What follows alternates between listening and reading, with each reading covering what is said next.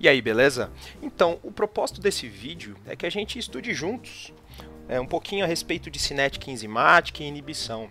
E eu espero que esse vídeo sirva de revisão para a prova final que está chegando.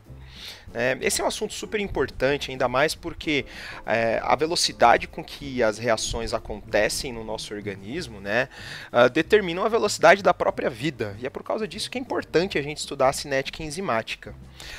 E a inibição é extremamente importante de ser estudada também, porque muitos fármacos que existem hoje na terapêutica são inibidores enzimáticos.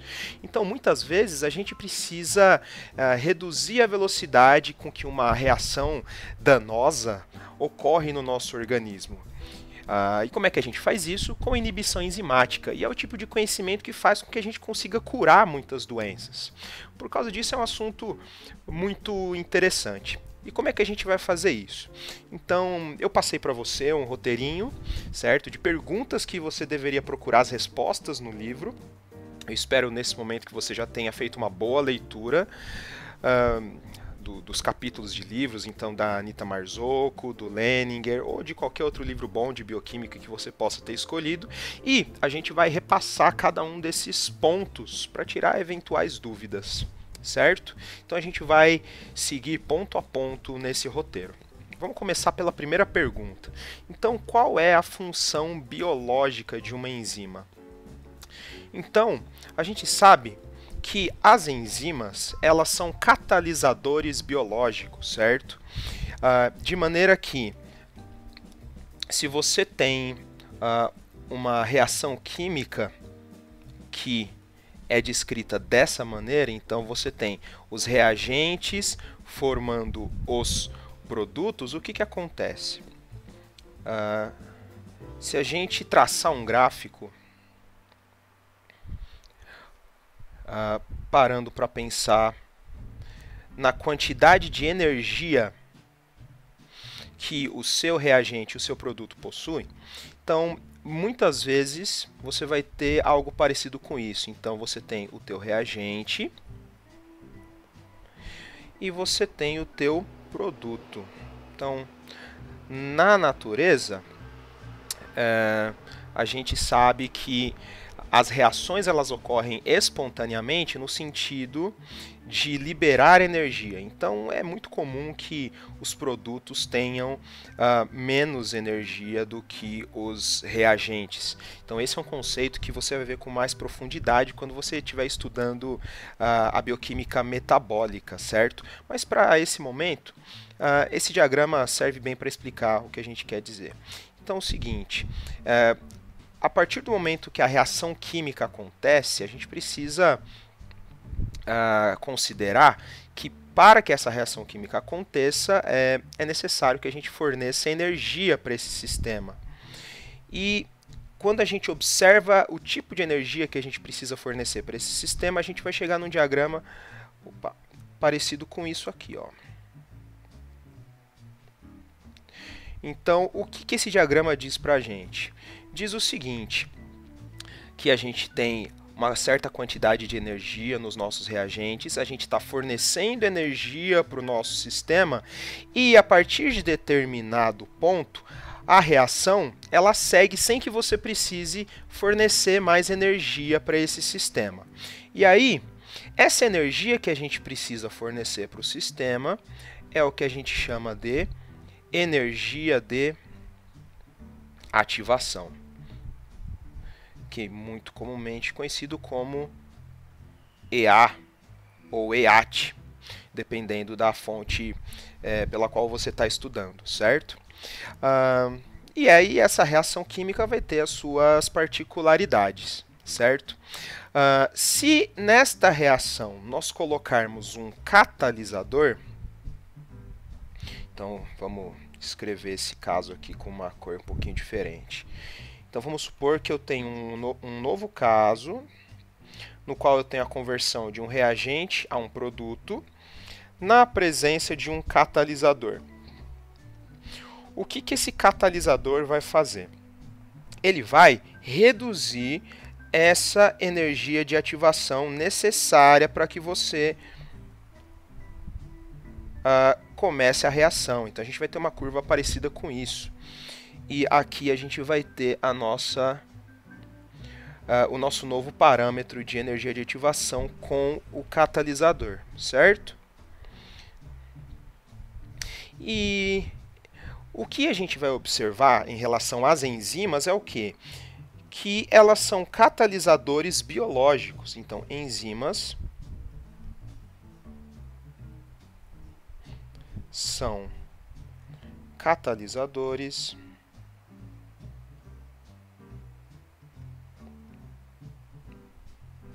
biológicos.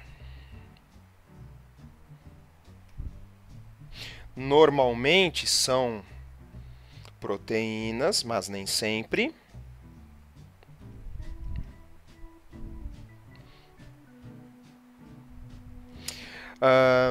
E reações químicas que normalmente ocorreriam muito lentamente, na presença de enzimas, ocorrem numa velocidade maior, que é uma consequência dessa redução da energia de ativação. Então, normalmente, a redução na energia de ativação causa aumento da velocidade com que essa reação ocorre. O porquê dessa velocidade aumentar você pode conferir nos livros de fisicoquímica. E apenas te dando um toque, se você correr atrás de algo chamado equação de Arrhenius,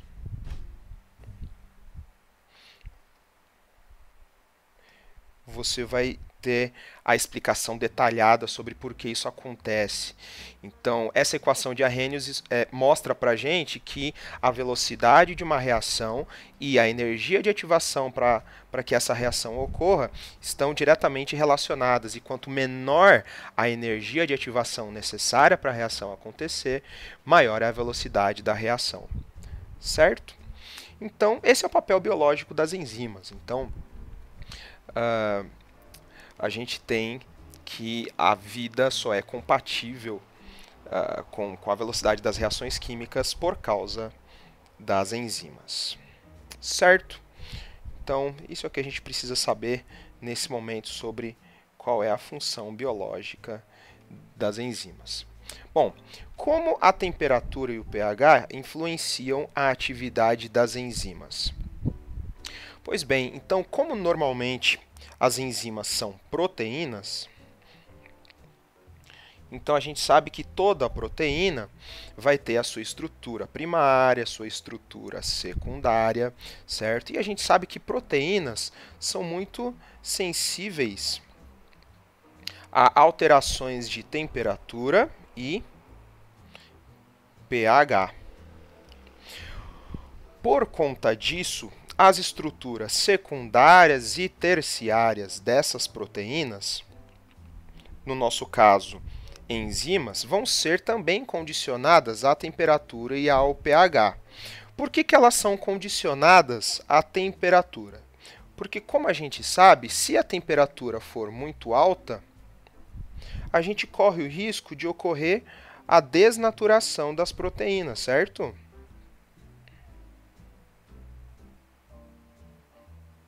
Então, toda enzima, quando é submetida a uma temperatura muito alta, ela perde sua propriedade catalítica, certo? Mas, por conta da fisicoquímica, a gente também tem um outro fenômeno acontecendo, que é o seguinte: conforme a gente aumenta a temperatura do sistema, a velocidade da reação costuma aumentar. Por que isso acontece?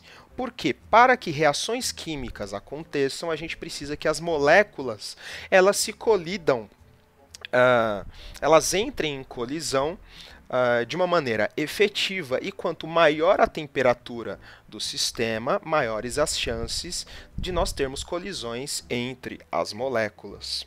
Certo? E conforme a gente reduz a temperatura do sistema, a gente faz com que essas chances de colisões efetivas diminuam. Então, conforme a gente reduz a temperatura, as chances de colisão efetiva diminuem, portanto, a velocidade da reação e, consequentemente, da catálise reduz também. De maneira que, se a gente traçar um gráfico pensando na relação entre a velocidade de catálise da enzima e a temperatura, o que a gente vai observar? Que para temperaturas baixas, a gente vai ter baixas velocidades de reação. Conforme a gente vai aumentando a temperatura, essa velocidade vai aumentando, até o ponto em que você passa a ter o risco de desnaturação da tua proteína. E quando isso acontece, quando você chega à temperatura na qual você tem a desnaturação, essa velocidade vai cair muito rapidamente. Você vai perder a propriedade catalítica da tua enzima, certo? Então, se a gente for fazer uma projeção gráfica do que acontece relacionando a temperatura com a velocidade de catálise de uma enzima, a gente vai ter um padrão parecido com esse. Bom, quando a gente para pensar na relação do pH com a velocidade de catálise, a gente vai ter também um fenômeno parecido, porque a gente sabe que toda proteína tem uma faixa de pH ótimo para funcionar, certo? Faixa de pH ótimo, porque a gente depende de certos estados de protonação para a nossa enzima para que a sua estrutura tridimensional seja mantida e ela consiga efetuar a sua catálise apropriadamente. Então, o que a gente vai obter, no fim das contas, é um gráfico até parecido com o de cima.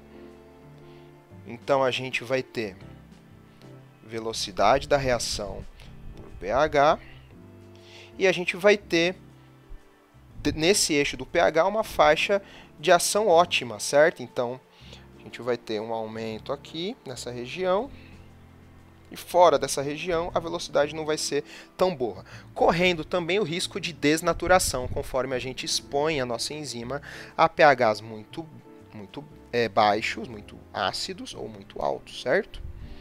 Então isso daqui, essa daqui é a faixa de pH ótimo.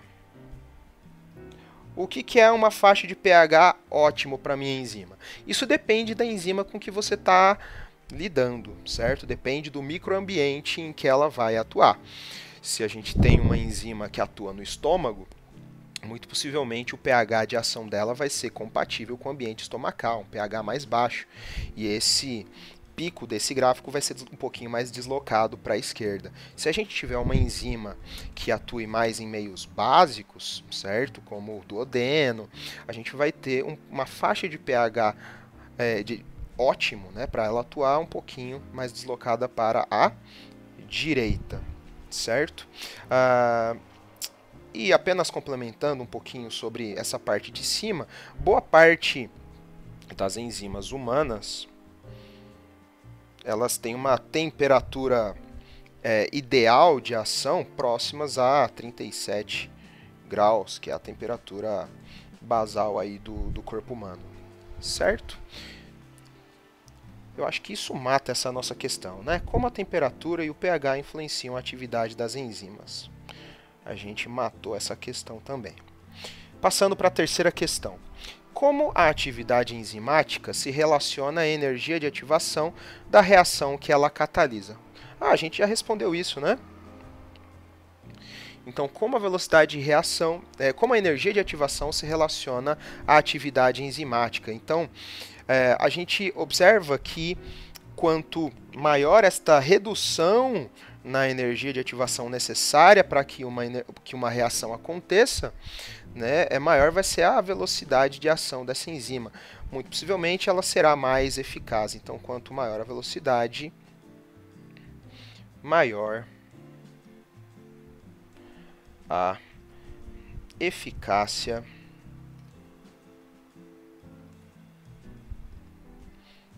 da enzima em catalisar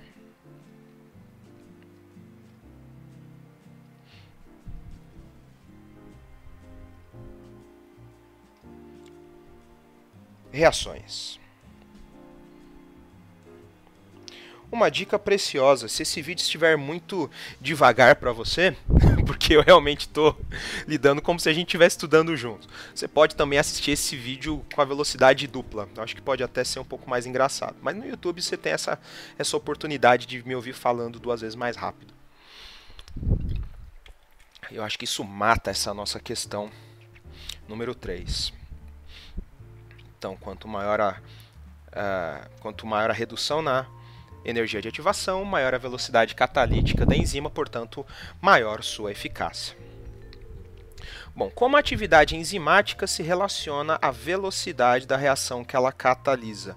A gente acabou de responder essa pergunta, certo? Então, nessas primeiras perguntas, a gente está olhando para o mesmo problema de formas um pouco diferentes, certo? Então, vou aproveitar e vou riscar essa daqui também, porque diversas maneiras da gente olhar para o mesmo problema. Próxima pergunta. Quais são as 2 observações básicas feitas em laboratório para se estudar cinética enzimática? Essa pergunta é um pouquinho mais capciosa, né? Eu sei que é meio problemático quando perguntam pra gente assim, quais são as 2 coisas importantes dentro de um assunto muito complexo? Fala, meu Deus, se eu não estou enxergando o todo, como é que eu vou enxergar as 2 coisas mais importantes? Mas na verdade essa pergunta a gente responde olhando para aquela prática computacional que eu te passei. E o que eu queria que você respondesse com essa pergunta? O lance é o seguinte, o principal parâmetro que a gente tem para observar a atividade de uma enzima é o que a gente chama de velocidade, certo? Só que o que é a velocidade de uma reação? O que é a velocidade de uma reação? E aí, se você se lembra um pouquinho lá da química do ensino médio, a gente tem que pensar o seguinte, bom, como é que a gente avalia se uma reação está acontecendo muito devagar ou muito rápido? Então, se a gente observa essa equação aqui como modelo, o que a gente pode fazer na prática? A gente pode tentar monitorar o consumo de reagente e a gente pode monitorar a formação do produto, certo? E se a gente parar para traçar um gráfico assim, vamos ver. Nossa, muito reta essa minha linha. Vou tentar fazer um pouquinho mais reto.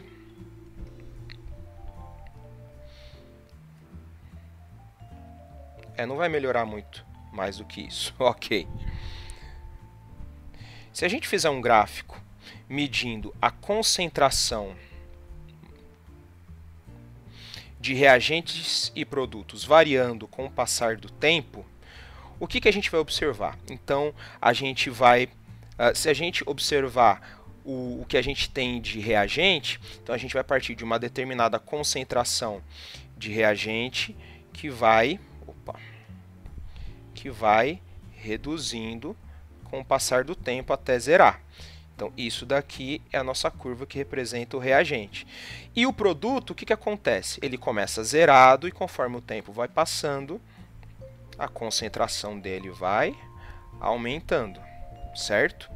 Então, é algo mais ou menos parecido com isso que a gente observa, certo? Então, a gente observa a variação da concentração de reagentes e produtos com o passar do tempo. E aí, uma maneira da gente observar a velocidade da reação é observando a inclinação dessas curvas, certo?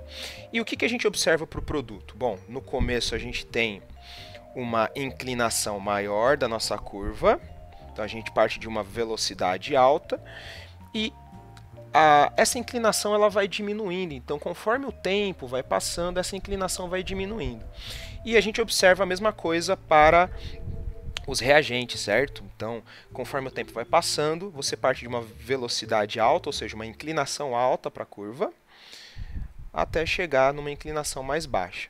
Matematicamente, a gente pode falar que a velocidade de uma reação é dada pela variação na concentração de algum composto que a gente está monitorando nessa reação, então é o delta, certo?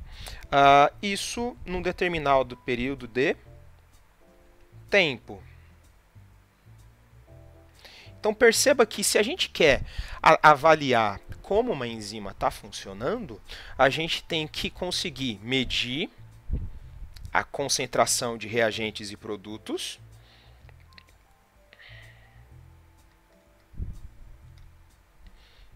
certo? Então você pode medir, você pode monitorar ou a variação na concentração de reagentes ou a variação na concentração de produtos, ou você pode, aliás, e você também tem que medir a variação no tempo, né? Então quer dizer que eu vou ter que ter um cronômetro, né? Então, putz, formaram tantos mols do meu reagente, do meu produto, num determinado tempo. Sim, você vai precisar medir o tempo e a concentração, se você quiser medir a velocidade. Portanto, esses são os dois parâmetros mais importantes que você consegue monitorar. É em cima disso que você faz todas as suas medidas. Então, dois parâmetros que você precisa para monitorar a ação da tua enzima, pelo menos. E isso daí é o que você vê lá naquela prática computacional. Então você coloca as coisas para reagir e verifica como a concentração delas varia com o passar do tempo, certo? Então essas são as duas observações básicas feitas em laboratório para você estudar a cinética enzimática. É claro, isso partindo do princípio que você sabe o quanto de enzima tem no seu meio, certo? Ok, próxima questão. Então, o que é o esquema cinético de Michaelis-Menten e como explica de maneira geral a cinética observada? Então, a gente vai ter o seguinte. Bom, vamos passar para o próximo slide para dar uma limpada aqui. Então a gente vai ter o seguinte, normalmente o que você vai observar quando você for pegar um livro para estudar a cinética enzimática é o seguinte, é um gráfico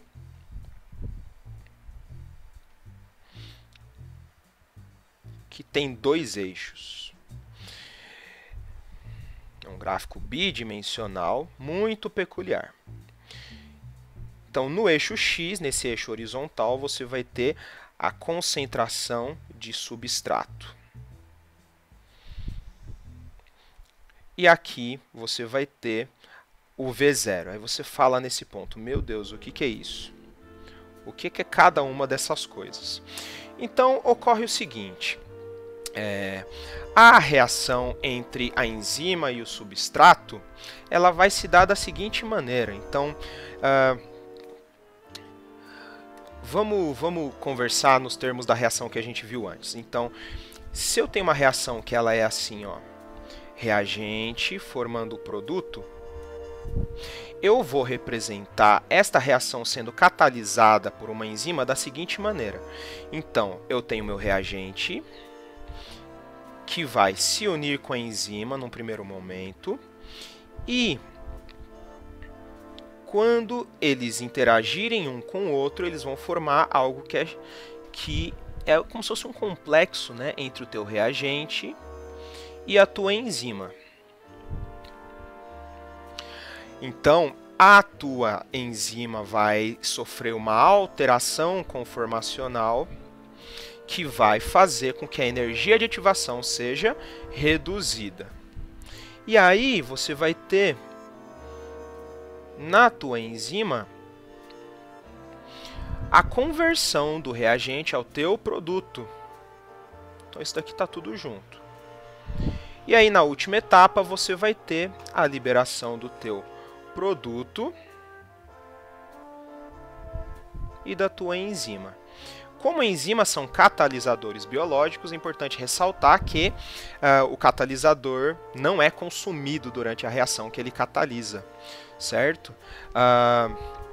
E aí tem uma coisa que é peculiar. Quando a gente está falando de reações enzimáticas no nosso organismo, a gente não chama o reagente que vai interagir com a enzima de reagente, a gente vai chamar o reagente de substrato.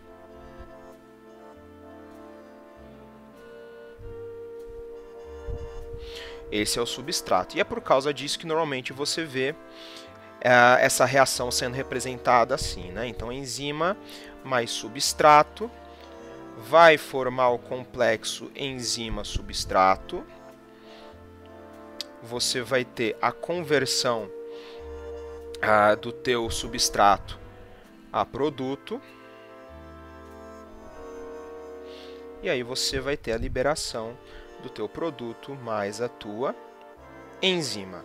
Então, por esse diagraminha aqui, a gente já conseguiu entender o que é esse S, né? Esse S é de substrato. Então, como está entre colchetes aqui, a gente tem que é a concentração molar em mols por litro, certo?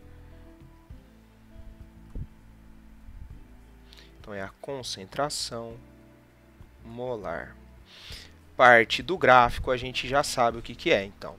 E o que é esse V0? Aqui que muita gente encafifa, mas não tem muito segredo não.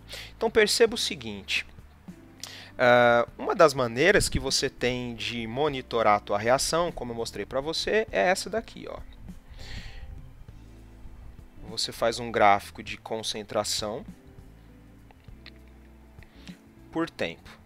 E aí, se a gente parar para observar a concentração de substrato e a concentração de produto no decorrer da reação, você vai ter uma coisa parecida com isso, ó.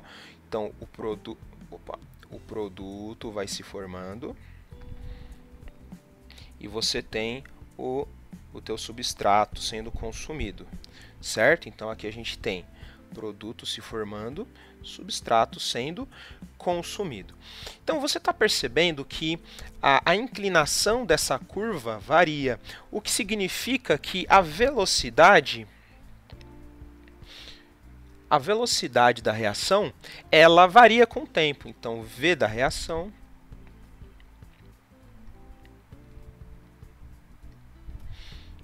varia com o passar do tempo. Pois bem, então, como que a gente consegue ter um parâmetro de velocidade que seja confiável para a gente entender como a nossa enzima está atuando, sendo que a velocidade está variando? Então, a gente tem que pegar uma porção desse gráfico aqui, na qual a velocidade não varia. Então, não sei se você está percebendo, mas esse iniciozinho do gráfico, ele é mais ou menos reto, certo? Tanto para os produtos quanto para os substratos. Então, se você parar para observar que a velocidade é dada pela inclinação dessa curva, você vai observar que nesse iniciozinho, essa velocidade ela é constante, tá percebendo? Esse comecinho aqui é bem no comecinho da reação. Então, você vai ter que essa inclinação é constante. Então, essa inclinação aqui, ela vai ser constante. Então, esse trecho na qual V é constante é o trecho do início da reação. Então, no começo da reação, a velocidade não varia. É constante. E é por causa disso que essa velocidade inicial da reação, que é constante, é um parâmetro bacana para a gente avaliar a concentração, a nossa atividade enzimática. E esse V constante recebe um apelido, que é V0, ou velocidade inicial. Velocidade inicial. Então quer dizer que esse V0 é esse V0? Sim, exatamente. Muito tranquilo de entender, certo? Bom, então agora sim a gente tem condições de discutir o que é esse gráfico que a gente vê em tudo quanto é livro, no qual a gente compara como a velocidade inicial da reação catalisada pela enzima varia conforme você varia a concentração de substrato. Uma coisa importante, eu vou até escrever aqui para você não se esquecer, é o seguinte: tem muita gente que confunde essa concentração de substrato com tempo. Então isso daqui não tem nada a ver com tempo, isso daqui é só concentração de substrato. A gente está vendo o que acontece com a velocidade da reação conforme você aumenta a concentração de substrato. Então eu vou botar até entre parênteses aqui. Então não é tempo. Tem muita gente que confunde isso. Não é tempo, tá? Então, a gente vai observar que para uma enzima, para boa parte das enzimas, né, para um diagrama desse tipo, a gente vai ter esse comportamento aqui, ó. Olha só que bacana. Então, conforme você aumenta a concentração de substrato, você vai aumentando a velocidade da reação. E perceba que esse aumento não é linear, né? Tem essa carinha aqui de uma onda, né, que vai aumentando e depois vai ficando constante. Então, isso daqui é o que a gente chama de gráfico de Michaelis-Menten.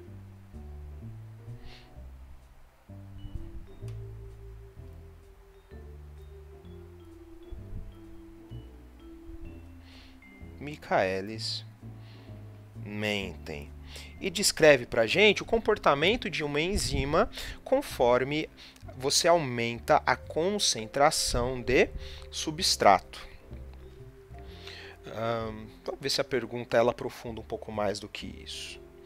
Então, o que é o esquema cinético de Michaelis-Menten e como isso explica, de maneira geral, a cinética observada? Bom, então, como que a gente entende, né, esse gráfico? Então, a gente vê que para concentrações baixas de substrato, a gente tem baixa velocidade. E conforme a gente aumenta a concentração de substrato, a gente aumenta a velocidade da reação, a velocidade inicial, né, da reação, porém você não aumenta indefinidamente, você vai chegar aqui numa velocidade máxima, e é esse o nome que a gente dá para essa velocidade que a gente encontra aqui.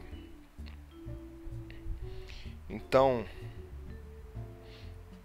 a gente vai chegar nesse ponto do nosso gráfico, no qual a gente vai encontrar a velocidade máxima, que é carinhosamente apelidada de Vmax, certo? Certamente você deve ter lido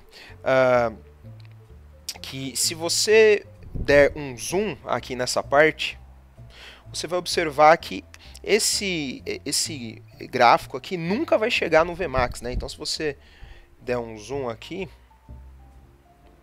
você vai ver isso daqui, a linha pontilhada do Vmax, e na verdade o teu gráfico vai estar chegando assim, ó, nunca vai encostar nessa linha pontilhada. Por que que isso acontece? Porque a velocidade máxima, né, o Vmax pode ser encontrado experimentalmente, mas não através de um gráfico desse tipo. Sabe por quê? Por uma razão matemática muito simples. Porque perceba que você nunca vai ter uma concentração infinita de substrato. Percebe que esse gráfico vai para a direita indefinidamente? Então, matematicamente, você nunca vai fazer com que essa curva atinja o Vmax. Porque o Vmax ele só vai ser atingido matematicamente por uma concentração infinita de substrato, o que não é fisicamente possível, certo? Então essa é uma consequência da modelagem matemática que é feita para esse gráfico, né? Então o nome chique, o nome técnico que é dado para isso, né? Então de uma curva se aproximar eternamente de um valor teórico, mas nunca chegar lá. Então o nome técnico que a gente dá para isso é que essa curva é assintótica. Assintótica. Quer impressionar seus pais? Quer impressionar seu crush? Então você fala que você acabou de descobrir que a cinética de uma enzima micaeliana possui um padrão assintótico. Olha que inteligente você, estudante da área da saúde, que maravilha, certo? Então é por causa disso que a gente tem esse comportamento. No entanto, a gente consegue determinar o Vmax por outros meios, não diretamente por essa curva. A gente vai ver mais pra frente como é que é isso. Bom, tem um outro parâmetro que é muito importante que a gente consegue tirar a partir desse gráfico, que é a constante de Michaelis-Menten. Então, o que é a constante de Michaelis-Menten? Então, como que a gente encontra no gráfico, antes de mais nada, né? Se você chegar aqui numa velocidade que corresponde à metade da velocidade máxima, então Vmax sobre 2, se você encontrar esse ponto no gráfico aqui e rebater no eixo do substrato, você vai chegar nesse valor aqui de km, que é chamado então de constante de Michaelis-Menten.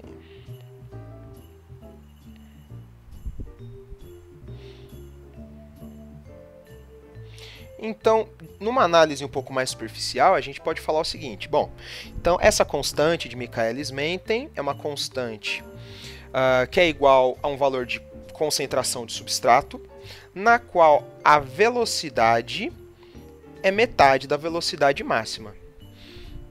Interessante. E o que isso fala para a gente na prática?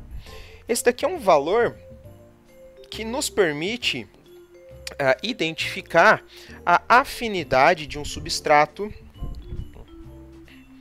pela enzima.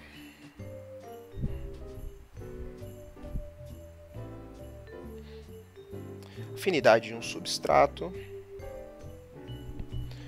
pela enzima.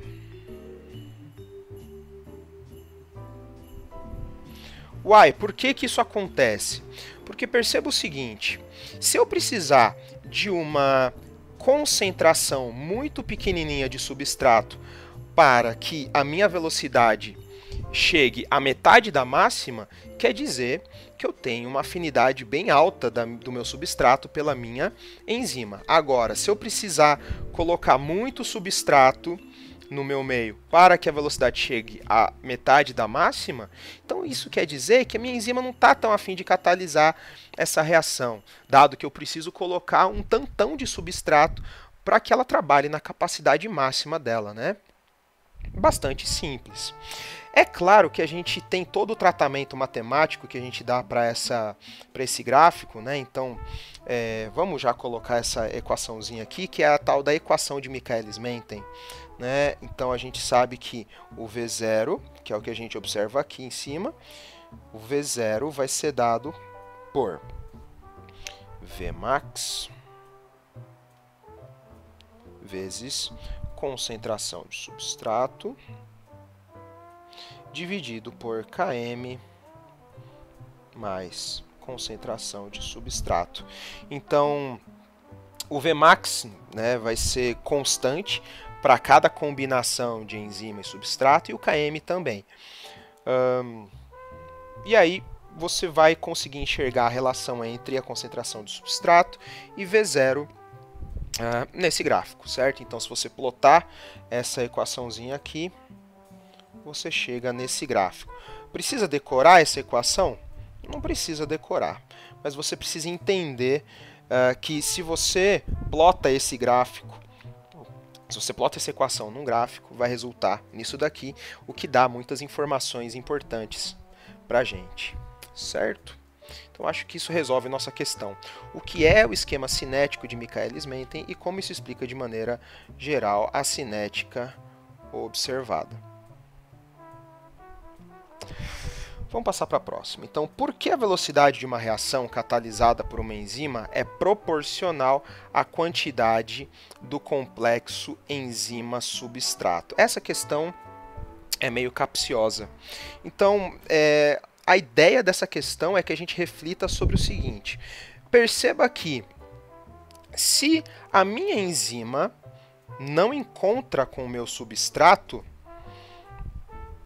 e não forma o complexo enzima-substrato, eu não tenho a menor chance de ter a continuidade de todo esse processo, certo? É um conceito muito simples. Se você junta a enzima, se você não consegue juntar a enzima com substrato, você não forma o complexo enzima-substrato. Logo, concorda comigo que a velocidade de todo o processo vai estar comprometida? Então, perceba que eu formar o complexo enzima-substrato é essencial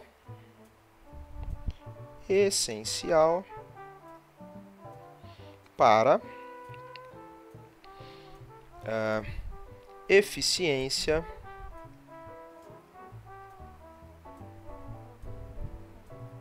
da catálise.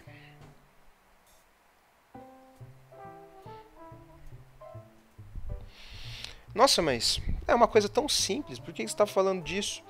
Então, a gente vai ver as razões disso mais para frente. Ainda mais porque existem algumas situações nas quais a formação do complexo enzima-substrato é comprometida. Isso daqui é o início da nossa compreensão sobre inibição enzimática. Entendeu? A visualização disso daqui, você entendeu a inibição enzimática. Então, inibição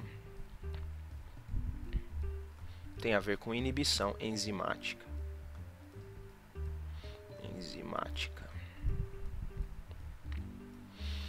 Certo? Será que respondemos a nossa pergunta? Por que a velocidade de uma reação catalisada por uma enzima é proporcional à quantidade do complexo enzima-substrato? Ora, porque conforme você vai formando o complexo, você vai propiciando a catálise e a formação do produto. Se você não tem a formação do complexo enzima-substrato, tua velocidade fica comprometida. Excelente. O que é a saturação de uma enzima? Então perceba o seguinte, vai chegar um ponto na qual não importa o quanto você oferecer de substrato para a tua enzima, ela não vai aumentar a velocidade com que ela trabalha. Então por que isso acontece? Porque a tua concentração de enzima não é infinita. E aí você vai sair de uma situação na qual nem todas as tuas enzimas estão trabalhando, como aqui no começo do gráfico, e aí você vai começando a dar substrato para a tua enzima, ela vai começar a trabalhar mais, e vai chegar um ponto em que praticamente todas as tuas enzimas estarão trabalhando, certo? Então, esse ponto no qual todas as tuas enzimas estão trabalhando, só que é difícil você garantir que são todas, né? Eu já vou falar disso, então, por isso que eu vou botar entre parênteses, todas as moléculas de enzima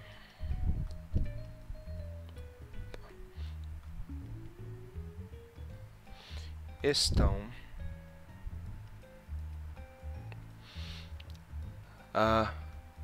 trabalhando.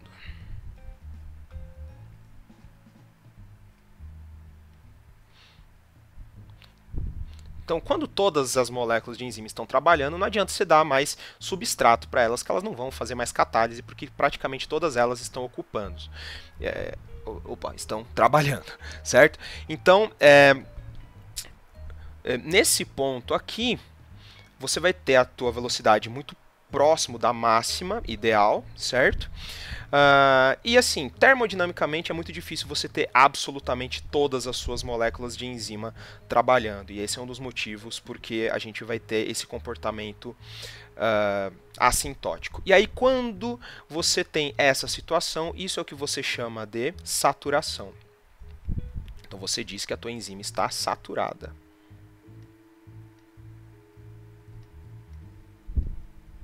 Então, na capacidade máxima de trabalho naquele momento, certo? Isso responde a essa nossa pergunta. Bom, qual é o comportamento cinético de uma enzima quando ela está saturada? Bom, a gente vê aqui no gráfico, mas como é que a gente expressa isso em palavras? Então, o comportamento cinético da enzima quando ela está saturada é o seguinte, conforme você aumenta a concentração de substrato, a velocidade é praticamente constante. Então, na saturação, conforme você aumenta a concentração de substrato, conforme você aumenta a concentração do substrato, você não tem variação significativa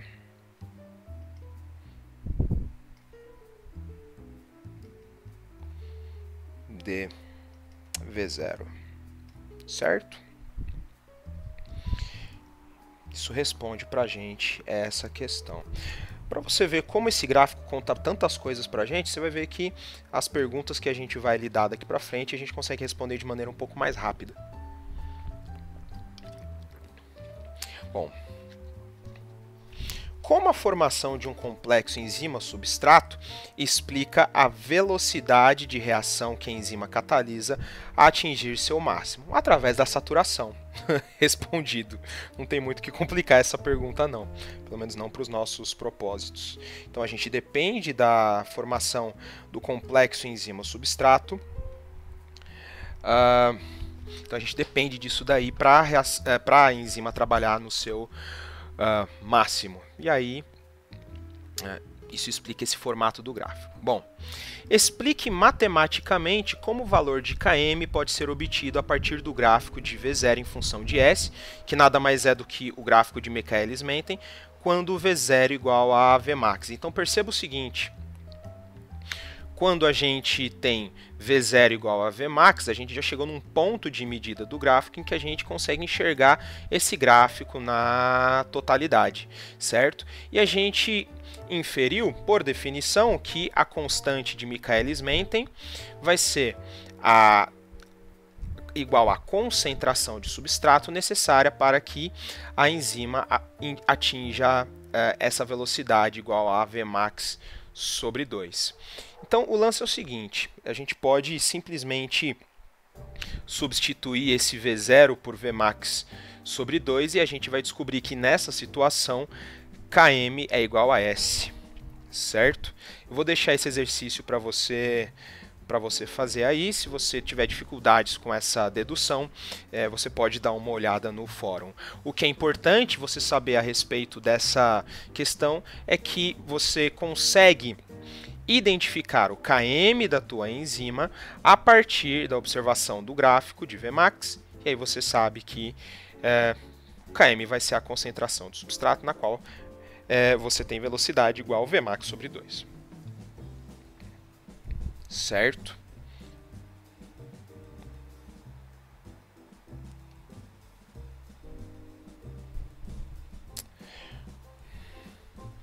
Ok. Bom, o que é a equação de Michaelis-Menten? Já falei o que é isso aqui. E o que é sua forma linear de Lineweaver-Burke? É um nome grandão, mas quer dizer na realidade uma coisa muito simples.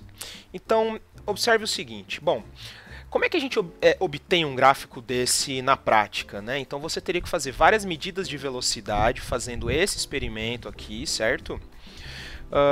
Você mede várias velocidades iniciais com concentrações de substratos diferentes e você vai obter isso daqui.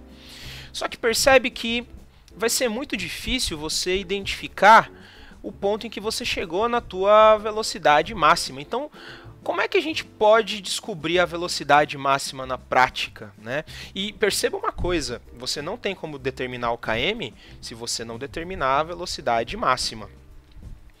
Então, esses pesquisadores aqui, ó, Lineweaver e Burke, eles resolveram fazer um tratamento matemático para essa equação aqui, na qual você consegue, com um experimento muito simples, determinar qual que é o Vmax. Então, vamos lá. Então, o que esses caras fizeram? Eles descobriram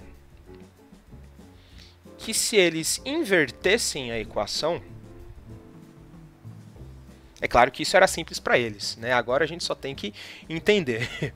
Bom, se você inverter a equação, o que é inverter? É você fazer isso aqui, ó. Então, em vez de V0, você vai ter 1 sobre V0.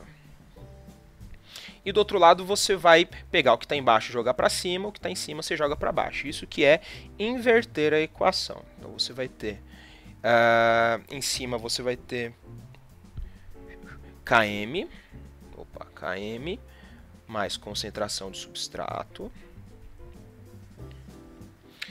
E embaixo você vai ter Vmax vezes concentração de substrato. Fazendo o tratamento desse lado da equação, então, tirando o denominador comum, fazendo um tratamento aqui algébrico, você vai chegar numa outra coisa que é assim, ó. Aí é mais matemática, a gente não vai fazer dedução disso aqui. 1 sobre V0, que vai ser igual a 1 sobre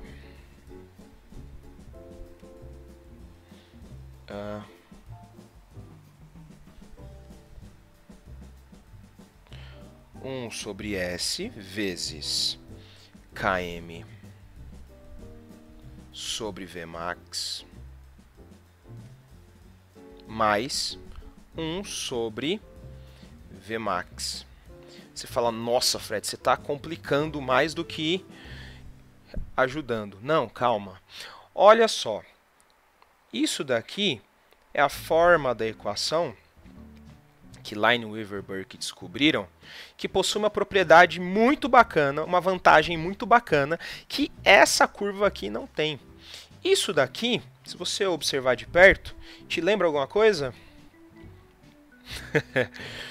Olha, se você observar essa equação bem de perto, ela tem aquela forma de uma equação de uma reta, não é? Então você vai ter que o teu V0 vai ser Y. Você vai ter 1 sobre S como sendo o teu X. Isso daqui é constante, não é? Km sobre Vmax é uma constante. Então isso daqui é o teu A da tua equação da reta. E 1 sobre Vmax também é uma constante, não é? Que você pode chamar de B. Então toda vez que a gente tem Y igual a A vezes X mais B, a gente tem que tipo de gráfico? Uma reta. Muito bacana isso. Por quê? Porque a gente conseguiu converter isso daqui, que é super difícil de interpretar na prática, para algo que é um pouco mais simples e que a gente consegue manipular algebricamente de uma maneira mais simples. Vamos pegar um pouquinho mais de espaço aqui. Só que aí, o que a gente vai ter? Bom, vou reescrever essa equação. A gente vai ter 1 sobre V0 igual a Km sobre Vmax vezes 1 sobre concentração substrato mais 1 sobre Vmax. Bom, então, perceba o seguinte. No outro gráfico que a gente tinha algo assim, ó. Gráfico de Michaelis-Menten. V0 e concentração de substrato. Eu não inverti o V0, então o V0 está invertido e a concentração de substrato está invertido, está do lado de baixo da equação. Então no nosso novo gráfico a gente vai ter assim, ó. Aqui a gente vai ter 1 sobre V0 e aqui a gente vai ter 1 sobre concentração de substrato. Perceba o seguinte, ó. Então, como isso daqui é a nossa equação de reta, isso daqui vai ser o nosso y e isso daqui vai ser o nosso x, certo? Eixo x, eixo y. E aí, nesse caso, pessoal, para uma enzima, a gente vai precisar estender um pouquinho o gráfico aqui. Então, se a gente tinha algo assim antes, na hora que você faz esse tratamento matemático, esse gráfico vai ter essa carinha aqui, ó. Puf, uma reta. Você fala, beleza, não ajudou muito. Claro que ajudou. Vou te mostrar como. Então, é o seguinte, por meio desse tratamento matemático, você passa a conseguir enxergar algumas coisas. Então, uma consequência de você fazer essa transposição desse gráfico para esse, que também é chamado de linearização, porque você linearizou o gráfico,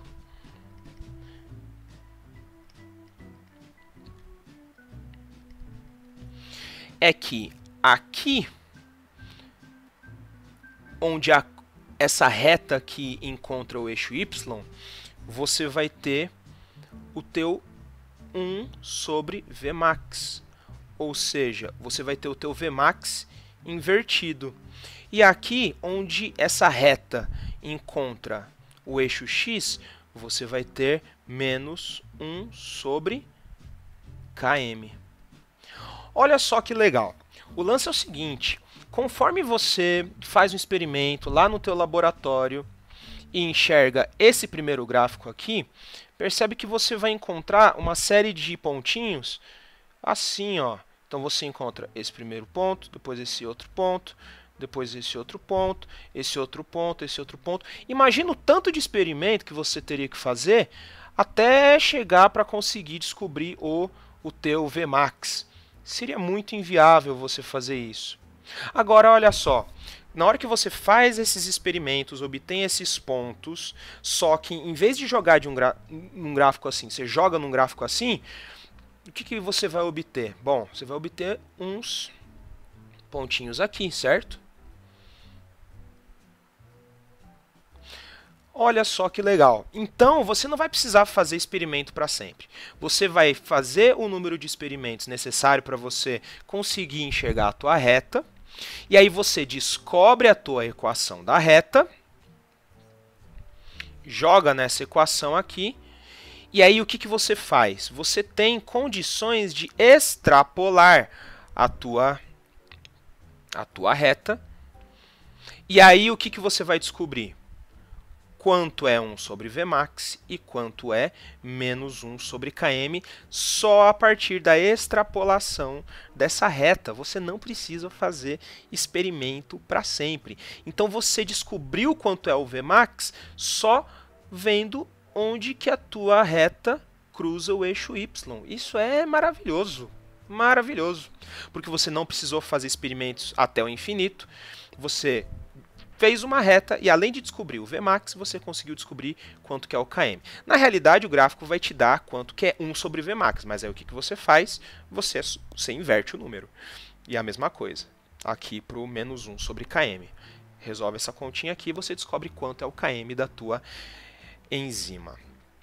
Certo? Em relação a determinado substrato. Importante ressaltar, povo, que quando a gente está falando de todos esses procedimentos, a gente está se referindo a um par de enzima e substrato. Se você mudou o substrato, por mais que a enzima catalise a reação daquele outro substrato, o km vai mudar, a Vmax vai mudar, o gráfico vai mudar completamente, certo? Então é por causa disso que então todo esse processo aqui é chamado de linearização ou linearização de Lineweaver-Burke, e é por causa disso que esses gráficos aqui, ó, percebe que a gente está invertendo o substrato e invertendo matematicamente aqui o V0. Então, o ato de você inverter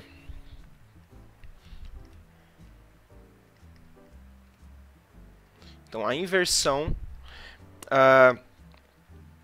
é o mesmo que você obter o recíproco, é um termo matemático que a gente usa. Então, obter o recíproco. O que é recíproco? Então, você fala que 1 sobre S é o recíproco de S. Nada mais além disso. 1 sobre V0 é o recíproco de V0. Então, é por causa disso que esse gráfico também é chamado de gráfico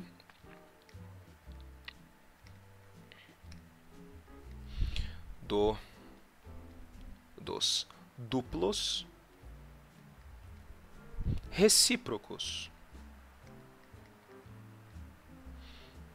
Qual é o duplo? Aqui é a dupla, ó, 1 sobre V0 e 1 sobre concentração de substrato. Essa aqui é a dupla dinâmica aqui dos recíprocos. Certo? Sem grandes complicações. Então, o Lineweaver-Burke vem para ajudar a nossa vida, principalmente quem vai brincar com enzimas no laboratório. Certo? Estamos chegando perto do final, olha só. Como a equação de Michaelis-Menten explica o fato da velocidade de uma reação catalisada por enzima chegar ao máximo em altas concentrações de substrato? Calma que é uma pergunta um pouquinho longa. Então, o que essa pergunta quer saber na realidade é o seguinte. Por que você, aumentando indefinidamente a tua concentração de substrato, você não aumenta até o infinito a tua velocidade, o teu V0. Então a resposta a gente encontra na realidade aqui nesse esquema anterior que a gente fez, né? Então perceba o seguinte, a gente tem aqui a equação de Michaelis-Menten. Eu vou reproduzir essa equação aqui, aqui na frente. Então, Michaelis-Menten. Então a gente tem V0 igual Vmax vezes concentração do substrato dividido por Km mais concentração de substrato.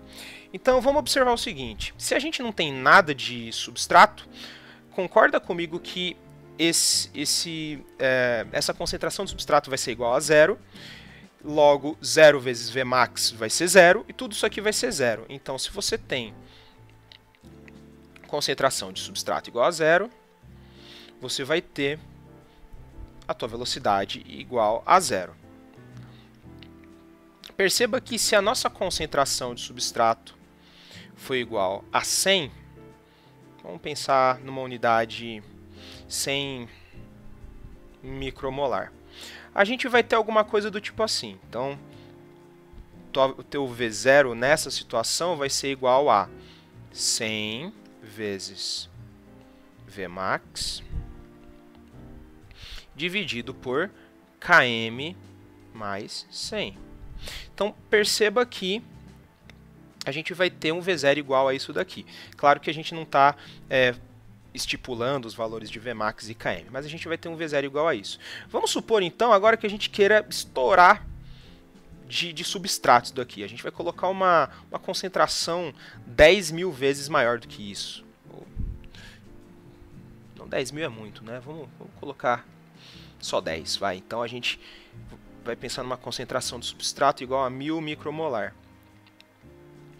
Então a gente vai ter V0 igual a 1000 vezes Vmax dividido por Km mais 1000. Perceba o seguinte, esse número aqui muito possivelmente não vai ser tão diferente desse. Por quê? Porque ao mesmo tempo em que você aqui multiplicou por 100 a parte de cima, você está dividindo pelo Km mais 100. E aqui, ó, por mais que você multiplicou por 1000 o Vmax, você vai estar dividindo por Km mais 1000. Então perceba que por mais que você aumente a concentração de substrato, você sempre vai ter um teto para V0. Essa é a beleza dessa equação, porque mostra para a gente de uma maneira matemática a saturação que é possível você ter com as enzimas. Então é isso que essa pergunta está querendo mostrar para a gente. Então, como a equação de Michaelis-Menten explica o fato da velocidade de uma reação catalisada por enzima chegar ao máximo em altas concentrações de substrato. Então, você pode aumentar pra caramba a tua concentração de substrato, mas a equação, então a maneira como esse sistema é matematicamente modelado, não deixa você ter um V0 infinito. Sacou? Estamos chegando quase ao final aqui. Agora a gente vai se deter um pouquinho mais em definições. Então, o que são inibidores enzimáticos? Então, como eu já mencionei, a gente vai ter um tipo de composto que é chamado de inibidor enzimático.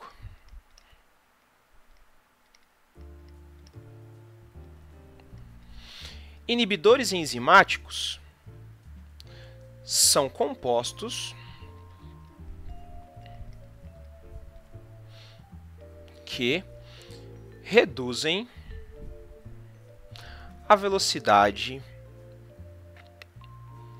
de catálise da tua enzima. Então são compostos que vão atrapalhar o funcionamento da tua enzima. Isso é bom ou é ruim? Depende. Se for um composto endógeno que está fazendo uma inibição enzimática,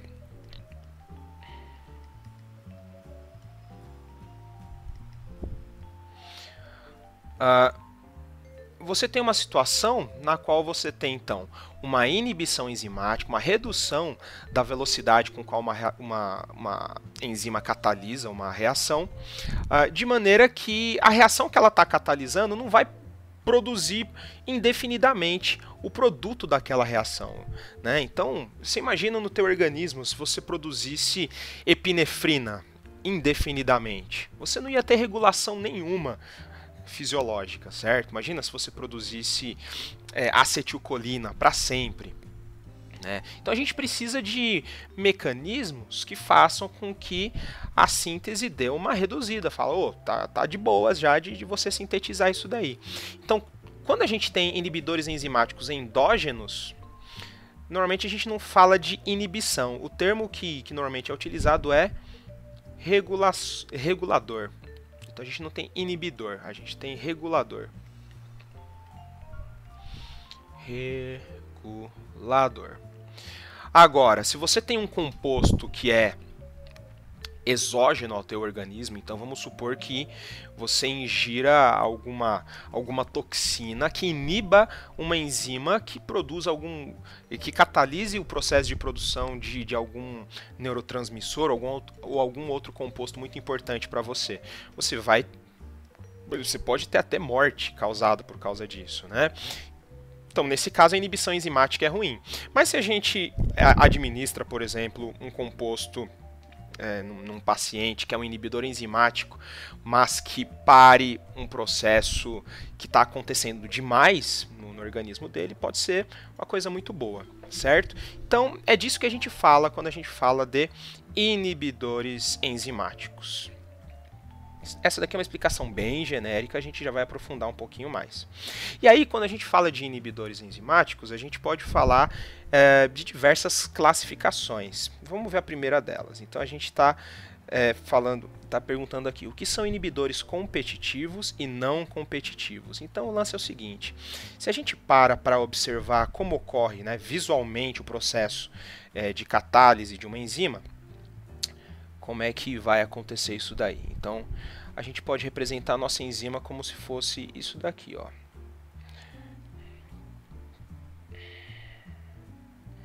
Então, vamos imaginar essa daqui é a nossa enzima. A gente vai ter a parte da enzima responsável por se ligar ao substrato, que é essa porçãozinha aqui, certo?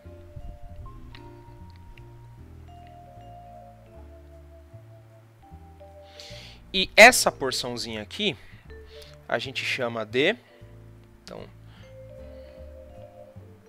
Então essa porçãozinha aqui, vou dar uma pintadinha nela.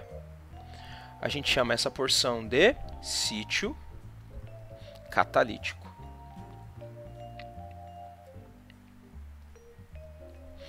Então essa porçãozinha aqui vai ser responsável por fazer as interações intermoleculares que a gente precisa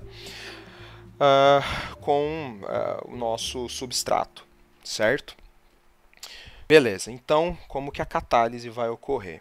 Então, você tem num primeiro momento essa aproximação do substrato com a enzima, certo? Antes eles estavam separados, então aqui eu já desenhei praticamente aquilo que a gente chama de complexo enzima-substrato. Vamos desenhar o antes para facilitar? Então você sai de uma situação na qual você tinha a tua enzima. Opa.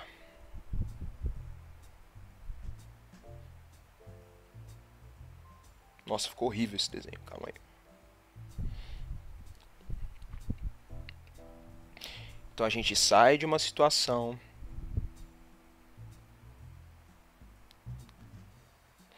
na qual a gente tem a nossa enzima separada do nosso substrato,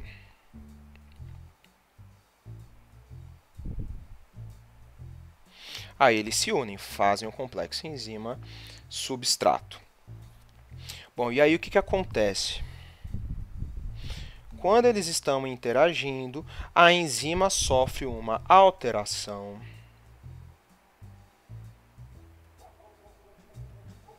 conformacional. O que significa isso? Quer dizer que ela se distorce inteira para fazer a catálise. Isso está acontecendo tridimensionalmente, tá? É importante a gente se lembrar disso. Então ela vai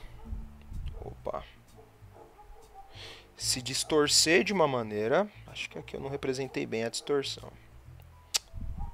Apagou tudo.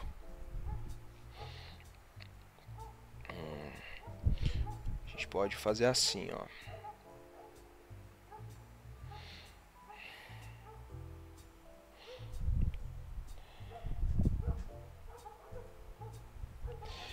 Nesse processo, ela converte o substrato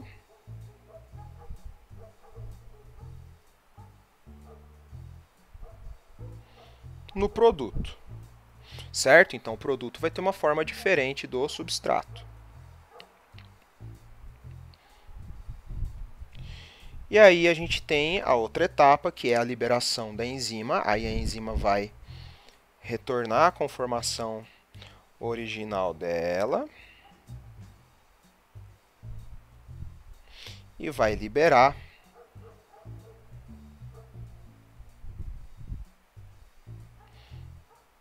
o nosso produto, certo?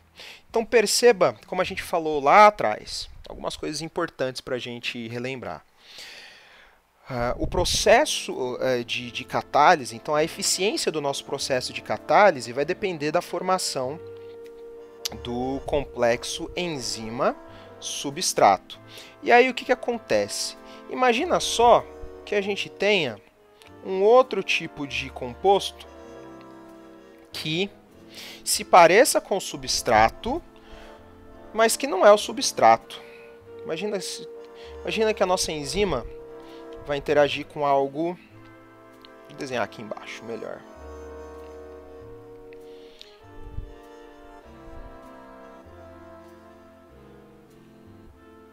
Imagina o que pode acontecer se a nossa enzima interagir com um composto que seja assim, ó.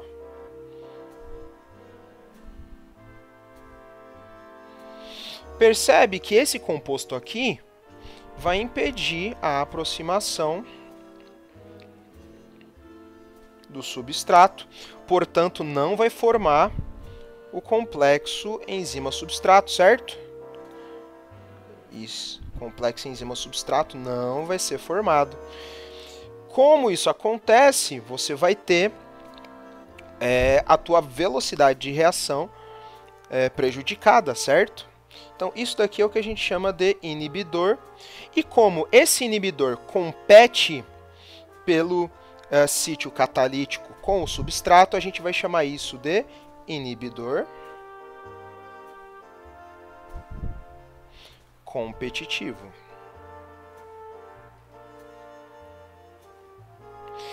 Certo? A gente tem um outro tipo de inibidor que é bastante interessante também. Então, o lance é o seguinte, se a gente tiver a nossa enzima numa situação na qual a gente tenha uma molécula que se ligue não no sítio catalítico, mas se ligue, por exemplo, aqui, ó, num outro sítio pelo qual seja possível ter afinidade. Então vamos pensar num composto assim, ó. Ele veio e encaixou aqui. Isso vai fazer com que a molécula da enzima tenha uma dificuldade de efetuar uma alteração conformacional que propicia a catálise, certo? Que vai gerar o produto. Então esse daqui, essa molécula aqui também vai ser um inibidor. Então, como você tem um prejuízo da catálise via impedimento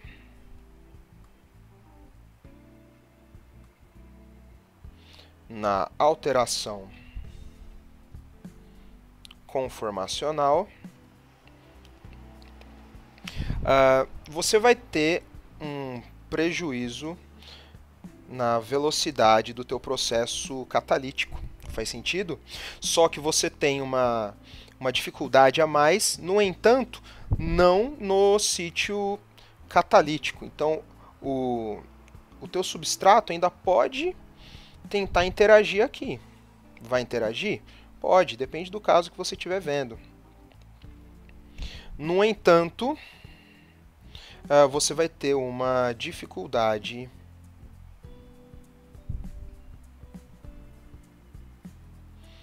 de catálise pelo impedimento ou pela maior dificuldade na alteração conformacional. Então, como o sítio catalítico está livre, então você não tem uma competição desse tipo de inibidor pelo sítio catalítico, esse inibidor você chama de inibidor. Então, inibidor não competitivo.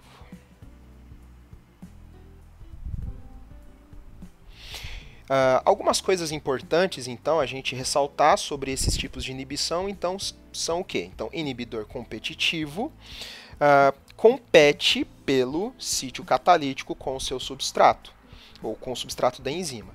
E o inibidor não competitivo interage com uma outra porção da nossa enzima e o sítio catalítico está livre para interagir com o substrato. No entanto, essa alteração conformacional necessária para que ocorra a catálise estará comprometida. Esse sítio de interação entre o inibidor competitivo, o inibidor não competitivo e a enzima tem um nome especial. A gente chama esse sítio de interação de sítio alostérico. Então aqui a gente tem que o inibidor não competitivo interage com o sítio alostérico da nossa enzima. E o inibidor competitivo interage com o sítio catalítico da nossa enzima. E aí, uma coisa que a gente escuta muito falar é o seguinte: olha, então, para que o substrato interaja com o sítio catalítico, a gente tem associado aí uma determinada afinidade. Já ouviu falar disso? Afinidade. E perceba o seguinte: a gente intuitivamente entende que para o substrato interagir com a enzima, ele tem que ter uma certa afinidade com a enzima. Para o inibidor interagir com a enzima, também precisa ter uma certa afinidade pelo sítio catalítico da enzima. E também inibidores não competitivos, para que interajam com o sítio alostérico, também precisam ter uma certa afinidade. Mas o que é essa afinidade? Muita gente fala afinidade. O que é essa afinidade? Quando a gente fala de afinidade, a gente está falando de afinidade química. E o que é a afinidade química? Nada mais é do que a somatória de duas coisas: interações intermoleculares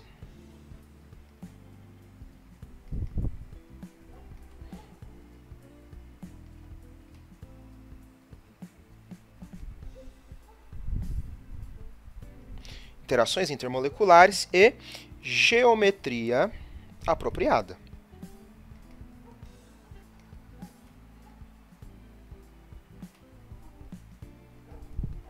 Então, a geometria apropriada é um pouco mais fácil da gente discutir, porque faz sentido a gente pensar que o substrato precisa encaixar, certo? Assim como o Lego, assim como qualquer outro objeto que precise de encaixe. A gente precisa ter uma geometria apropriada para o substrato interagir com a enzima, da mesma maneira que o inibidor competitivo precisa ter a mínima geometria apropriada para interagir com o sítio catalítico. Da mesma maneira que o inibidor não competitivo precisa ter geometria apropriada para interagir com o sítio alostérico. O nome técnico para geometria apropriada, que você pode encontrar em vários livros, é complementaridade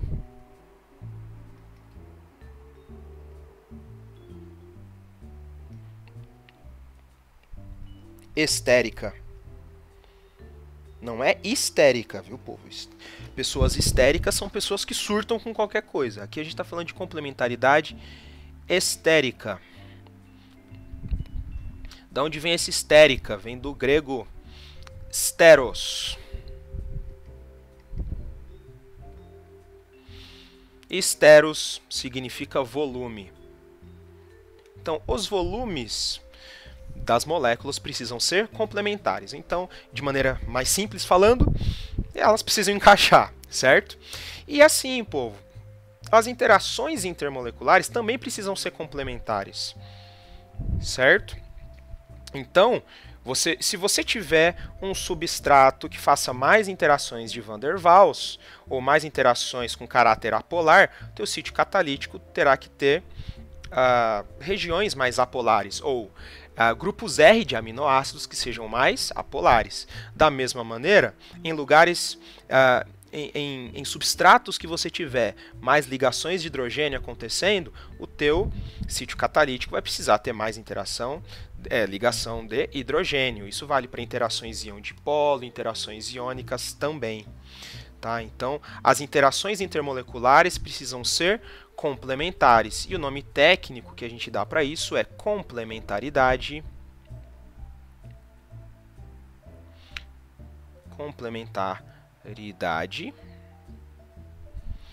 eletrônica. Por que eletrônica? Porque quem faz interações intermoleculares são os elétrons, né, que estão na camada mais externa dos átomos. Certo? Então, com isso, a gente responde o que são inibidores competitivos e não competitivos. Bom, o que são inibidores reversíveis e irreversíveis? Então, a gente tem uma outra classificação para inibidores enzimáticos, que não tem nada a ver com ser inibidor competitivo ou não competitivo. Então, quando a gente fala de inibidores reversíveis ou irreversíveis, a gente está falando do tipo de interação que esses inibidores vão ter com o seu sítio de ligação. Então, se o inibidor se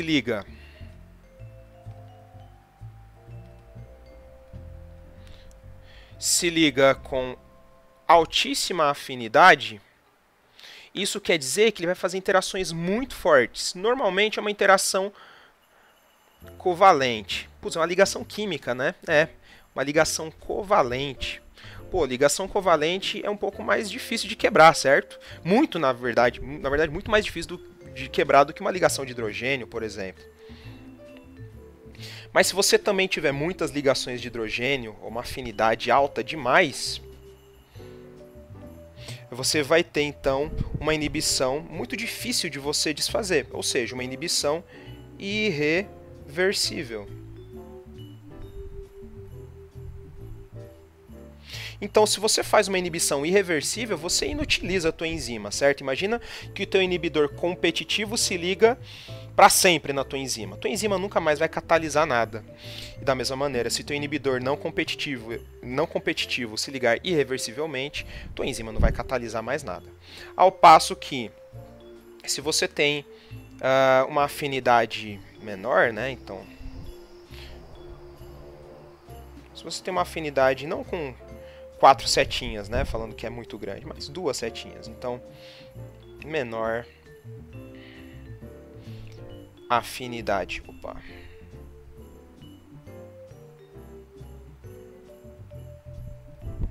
Você vai ter interações mais fracas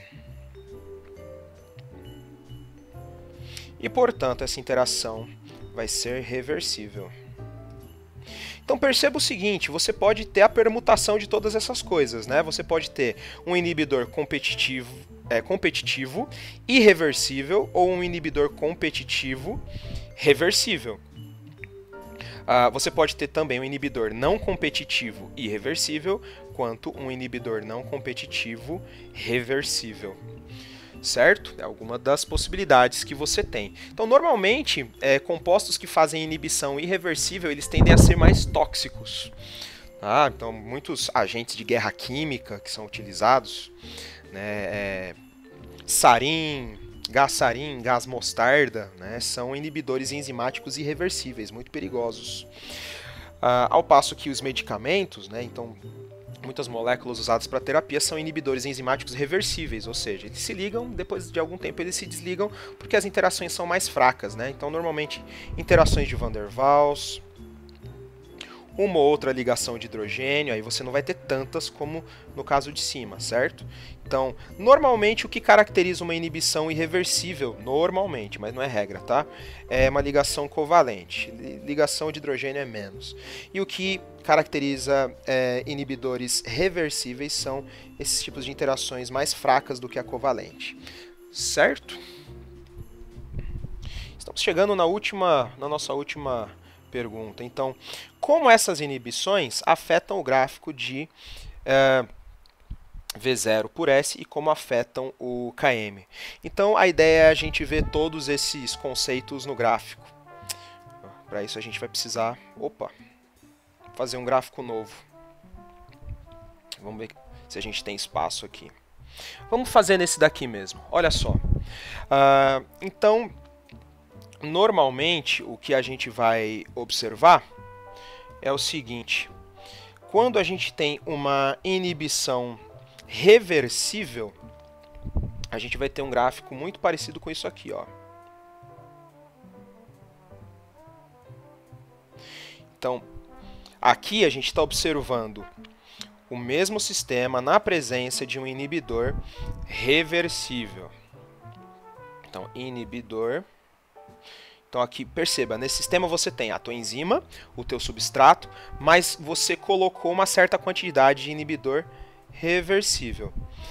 Perceba o seguinte, conforme você aumenta a concentração de substrato, a tua velocidade aumenta, só que pode ser que você coloque uma concentração de substrato tão grande que a tua concentração de inibidor irreversível fica irrisória perto da tua concentração de substrato, certo? Então, aqui você ainda consegue chegar no Vmax. Basta você colocar uma concentração de substrato grande o suficiente. Portanto, o Vmax ele é igual à situação em que você não tem... Opa, que zero. Já estou me empolgando aqui. Então, o teu Vmax ele vai ser igual àquela situação na qual você não tem o inibidor. Mas e o que acontece com o Km? Olha só. Perceba que agora a concentração necessária de substrato para você chegar numa velocidade que é metade da máxima aumentou, certo? Olha só. O teu Km ele aumenta. Por quê? Porque você está precisando colocar muito mais substrato para você chegar naquela velocidade que você tinha antes. Então, o Km, na situação de inibição irreversível, ele aumenta. Então, ele aumenta na inibição reversível. Portanto, para inibição reversível, para um inibidor reversível, você vai ter Vmax igual e o Km maior, certo? Quer dizer que a afinidade da tua enzima pelo substrato diminuiu? Não. Por quê? Porque aqui você está comparando uma situação na qual você não tem inibidor e você tem inibidor aqui.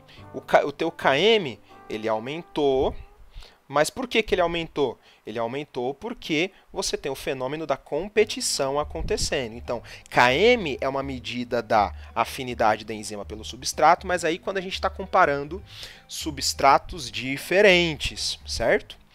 Pois bem, então vamos ver o que acontece para a inibição irreversível. Eu acho que fica mais fácil de explicar se eu te mostrar esse gráfico de novo.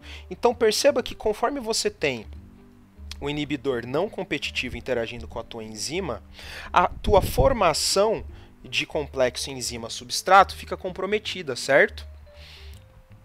Então, conforme você adiciona um inibidor não competitivo, você tem uma coisa muito importante acontecendo. Você tem a diminuição na quantidade efetiva de enzima disponível para fazer a tua catálise. Faz sentido? Então, enzima essa que estaria disponível caso você não tivesse o teu inibidor não competitivo.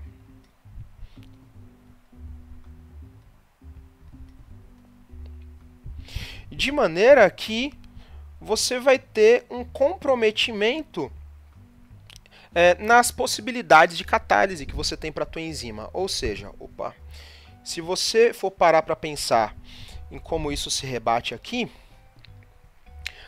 a gente vai ter uma situação que é essa daqui. Então você vai ter um Vmax prejudicado. Então, como o teu inibidor ele está se ligando num sítio alostérico, ele está prejudicando a quantidade total de enzima que você tem. Então o teu Vmax vai ser diferente. Ele vai ser menor. Então você vai ter algo parecido com isso. Tentar desenhar certinho aqui.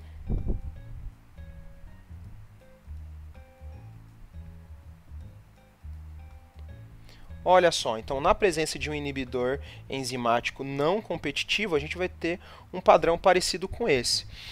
No entanto, perceba o seguinte, é um fenômeno bastante interessante esse daqui. O Km, ele se mantém igual. O que faz sentido, porque a quantidade de enzima que você ainda tem disponível ainda mantém a sua afinidade pelo substrato que você tem no seu meio. Então, para a inibição competitiva, você vai ter o Km igual. Certo? Agora que eu percebi que aqui eu coloquei irreversível, mas na verdade eu quis dizer competitiva. Errata já corrigida. Então, na inibição competitiva, você vai ter aumento de Km por causa da competição. O Vmax permanece o mesmo. Na inibição não competitiva, você vai ter um Vmax diferente por conta da diminuição da disponibilidade de enzima, certo? E como a afinidade se mantém a mesma das enzimas restantes, você tem o Km igual, certo? Como que a gente pode observar esse fenômeno no gráfico de Lineweaver-Burke? Então, muito simples. Para a inibição competitiva, o Vmax não permanece o mesmo. Se o Vmax permanece o mesmo, a gente vai ter isso daqui, retas, no qual aqui a gente cruza no mesmo ponto, né? Então, se a gente tem que o Vmax se mantém o mesmo, porém a curva ela se inclina, a gente vai ter inibição competitiva. Ou uma regulação competitiva, no caso de um composto endógeno que faça esse fenômeno aqui, certo? E aí, para uma inibição não competitiva, a gente vai ter a alteração do Vmax e a gente vai ter um outro tipo de curva que cruza o eixo 1 sobre S aqui no mesmo ponto, certo? Então a gente vai ter algo parecido com isso. Então, a alteração do Vmax, então esse eixo aqui muda, no entanto, Km continua constante, que é o que a gente observa nesse outro gráfico aqui, certo? E com isso a gente termina, meus caros, a nossa revisão de inibição enzimática. Eu espero que tenha sido proveitoso para você. Bons estudos, não deixe de consultar o livro, que é extremamente importante, e no caso de dúvidas estamos aí à disposição. Um abraço e até mais.